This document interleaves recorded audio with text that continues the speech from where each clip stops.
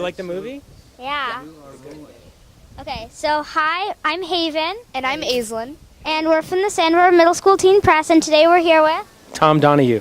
Nice to meet you. Nice to meet you. In Thank You for Your Service, you tackled this systematic blindness of the military to mental health issues. Now you're returning to Hollywood's systematic gender discrimination.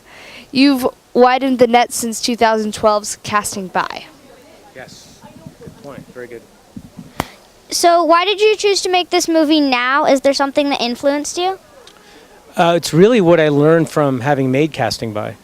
But I made it now. I actually started it in 2015, and there was a lot of press on it. But it wasn't until really after the election of Donald Trump that things started to really blow up with the start of the Me Too movement and Time's Up. So in that sense, it was a kind of lucky that all of that was happening at the same time. But I think it was already in the air. It was already a big issue that needed to be addressed. Your goal seems to be to have more roles created for females in movies. What is the idea of the story you would like to see?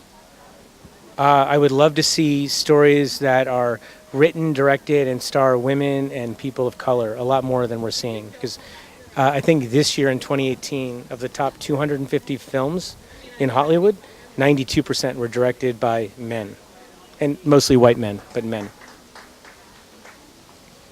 Do you feel more people who write scripts will incorporate important women in their plots? Why?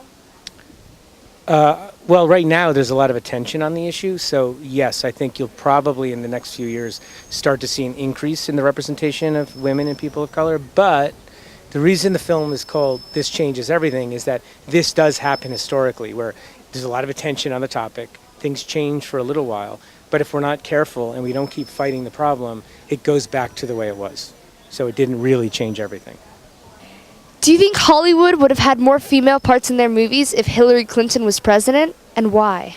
No, I don't think it would have made a difference. I actually think maybe even the opposite, because I'm not sure that Harvey Weinstein would have been outed if Hillary Clinton had become president. So I'm not sure the Me Too movement would have blown up the way that it did, and therefore the Time's Up movement would have started. So I'm not sure the attention would be on it the way it is now that we have a misogynist in the highest office. How can women help other women in Hollywood? Well, women need to help other women, and women can do that by screenwriters can write more parts for women, and directors can direct films that star more women, right? So women should just need to help other women in any way they can.